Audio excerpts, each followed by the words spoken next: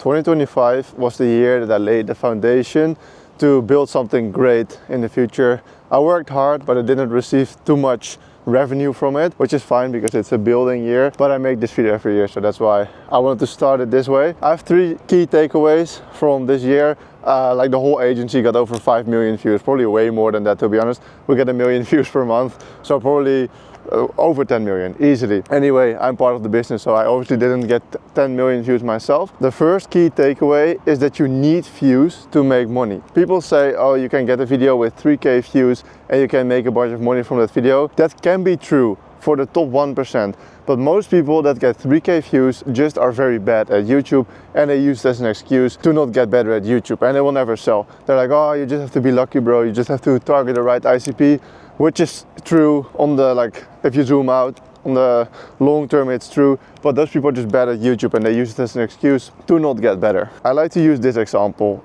It's always the 80% and 20% rule.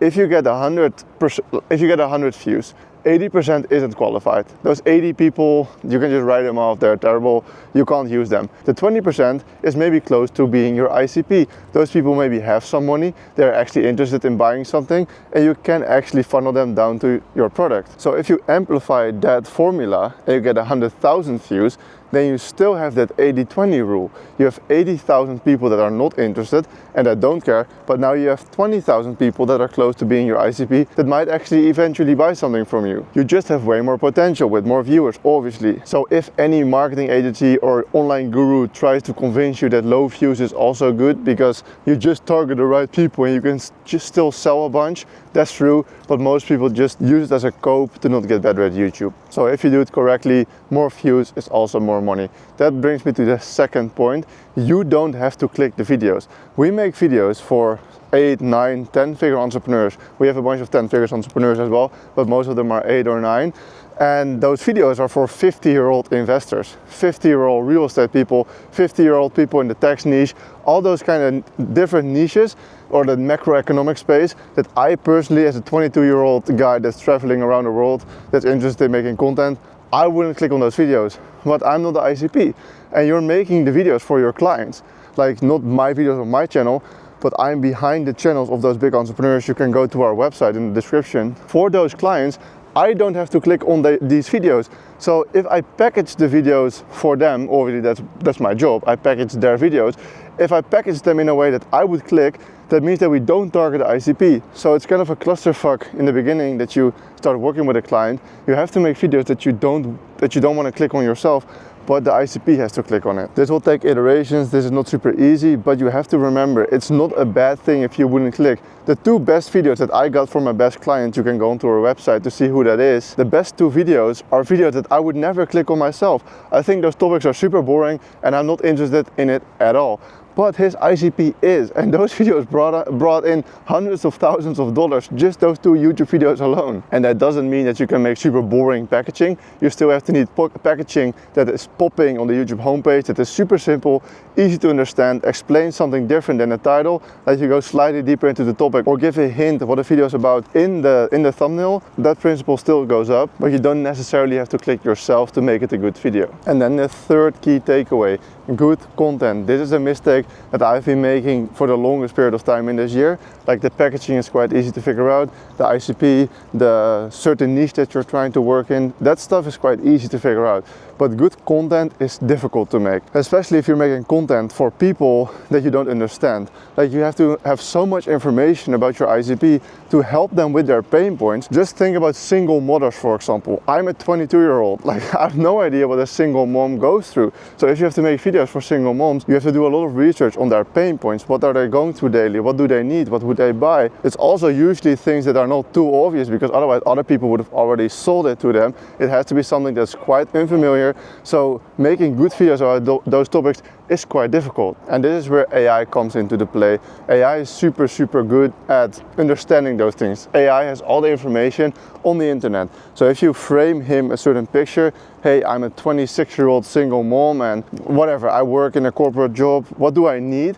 Then make videos about those things. Like what do they struggle with that most people are not talking about yet? videos about those things. It still comes with iterations, you will figure out eventually, but in the videos you actually need to hit those pain points. If you're making videos about super general things that other people are already talking about, then it's saturated. So yes, if you make videos about how to get views on YouTube, that's not interesting enough. You need to find a different angle to make it interesting. And you also need to share things that other people are not sharing yet. If you look on this channel and you watch my 5 most recent videos, I share things that 99% of people can't know because they are not running YouTube channels for multi-millionaires, even a handful of billionaires. People can't know that information because they're not servicing those people.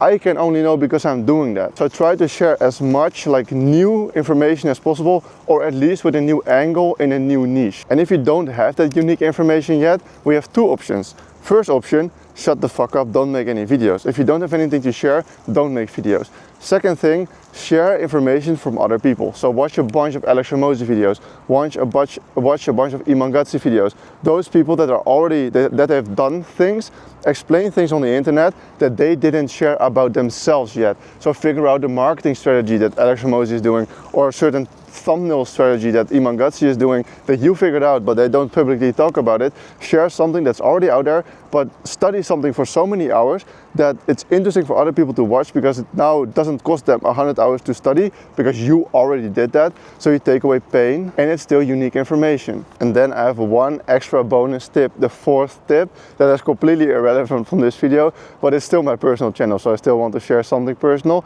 It's about traveling. There's a big like myth going out on, well, it's not a myth. People just say that you can't be productive when you're traveling, and that is slightly true. I don't completely agree, because yes, traveling makes you 10 to 20% less productive, but it makes me 150% more happy. Like genuinely, it makes me so much more happy.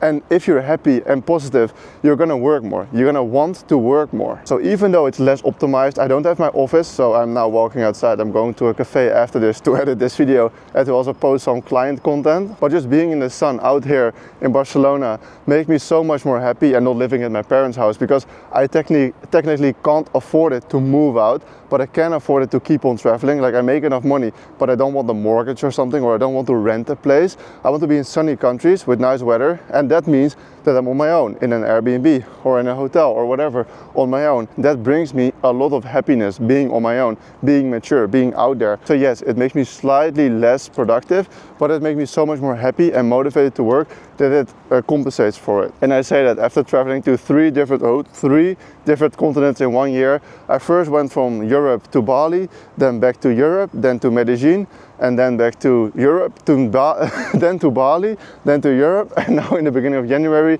I'm going somewhere else. But then still, if you know that you are someone that can't be productive in public cafes, or that doesn't like to work outside, or has to have a solid home base, then that's fine. But I just want to share my opinion. I traveled almost the whole year, and I was the most productive ever in my life, the most happy in my life ever. So it's definitely possible. Then let me do one last prediction for 2026, if I'm here anyway in this niche video, because all the other videos are more YouTube related. This one is more about me and my lessons and the year. One prediction is that I want to get at least 100,000 views on this channel, but I'm aiming for 1 million views just on these talking heads videos on this YouTube channel, because I think it's quite easy. I think I understand the YouTube game to a very high degree. It's working for clients already, but it's always more difficult to do it for yourself because you're not truly objective. So let's see if this actually comes true, and if you want some more unique YouTube sauce, you can click on this video here. Maybe that's interesting. Click here.